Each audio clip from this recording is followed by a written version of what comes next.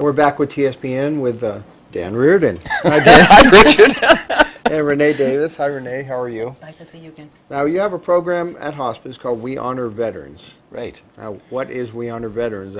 In a larger sense, I know, but at Hospice. I'll kick it off and then I'm going to turn it over to Renee. But this is a program that the Veterans Administration and the National Hospice and Palliative Care Organization in D.C. hooked up to develop so that we can do a better job serving our veterans. Mm-hmm. Exactly. Better job servicing veterans in the sense of hospice when either them or their family members are in need of care? Exactly. One of the things that National Hospice and the VA recognize is that veterans at the end of life have definitely, certain types of things will come to surface that perhaps they haven't thought of for years. And some of those types of things that come to the surface sometimes that need to be spoke to or understood need to really be addressed so that they can have a peaceful ending and hero's welcome. You're talking primarily like PTSD, post-traumatic stress syndrome, and other issues. That's right. Come up. What will happen, they call it a concept of stoicism. These men and women who were taught to basically be indifferent to pain or pleasure, which serves them well on the battlefield, does not serve you well when you're ready to release and be peaceful and accept what's been, what's currently in front of you. So how do you go through the process of trying to deal with those symptoms, because they're very intense? Oh, completely. And that's one of the reasons that when we recognized this, we reached out and looked into more to this program. There's so many wonderful resources out there with the VA, and that's why we're looking forward to learning more, becoming more veteran-centric at our hospice, teaching our staff and volunteers how to be more understanding of those needs. Specifically, Richard, to your question, what do you do exactly? Let me back up just for a minute. So this program is like a tiered program. You come in with the willingness to participate and the expectation that you're going to provide training to your staff. So we have just made that decision like in the last 60, 75 days or something like that. So now we're literally downloading all of the training and reviewing it and preparing to roll it out for our staff so that we can move to the next tier. They have a starred system, a 1-star through four, all the way up to 4. That's depending a big step for hospice, because with everything you do, you're going to take on another huge activity. Right. You're exactly right. And that's one of the reasons that I've got Renee helping to get this done, because it's a lot of work.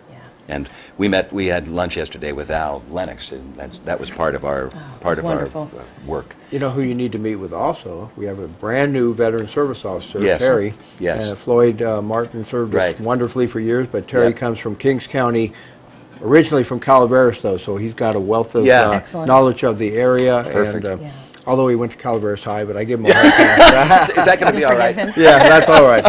He's a great guy. He should be, and he's tied into the system immediately. He came on board yesterday. We're already tied into the vet system. Nice. So and when we met with Al yesterday, he mentioned him, and he said we're putting a lunch meeting together to sit around the table and talk about all these things and what we need to do next to move this thing along. Exactly. Renee, what's your specific job? Are you the main point person for this? I am at the time, and what we're doing is just, again, like I said, we're still learning everything, so at the moment I'm going to be that contact regarding information. But if you wanted to, for example, if there's veterans out there who are interested in becoming a volunteer, then you could call our office and ask for Ann Method to help with volunteering, that type of thing. That's something that we're also just now, again, just learning about the importance of having veterans speak to and be with our, some of our patients to better understand their needs. Who better than someone who's been through it? Now you're talking, these are not end-of-life issues though. This is specifically dealing with PTSD? No. So PTSD is, of course, one of the issues that veterans can suffer. So it's just one of the things we need to be aware of at the end of life. Okay. It is not a focal point. The focal point is tending to the end of life, as we do with anyone's end of life, and being best prepared to know what might come up and what action we might take to alleviate pain and suffering. It's amazing what spurs reactions, though. We had a member of a club that I'm in that former military, I guess you always say military, ex-military, retired military. And he was asked to speak. He's got some health issues, not end of life, but he was asked to speak, and it started bringing back all of those memories. He just didn't want to even touch that. And it's amazing.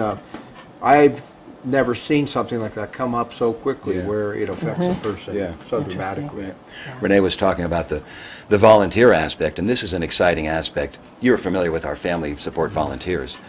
Well, what we want to do is really recruit more veterans into that, because how great to be a veteran yourself and be able to sit with a dying veteran and that camaraderie and that type of thing. It's really an opening. It's really an opportunity. And that's what I see. That's what veterans want to do. That's one of their primary goals, is to help their fellow vets. Exactly. It's going to help them. I mean, everyone feels better. You know? Yeah, it's a healing process all the way around. Yeah. Well, if people want to get in touch with you about this, just call the hospice number. Absolutely. Renee, 223-5500 anytime.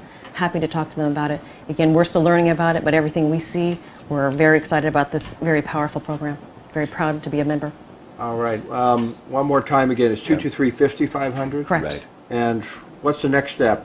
Renee's handling this right now. You said I'm the point person for now. Is that Well, the reason I say that is, you know, if there was a question regarding patient care and that type of thing, that would perhaps be Kayla White, you know, our director of nursing. Sure, yeah. I was just thinking, because I'm For simply helping outreach with... and getting the program started. That's correct. And hooking up with Yeah. the right people and helping us get it all organized so that we actually get the work done.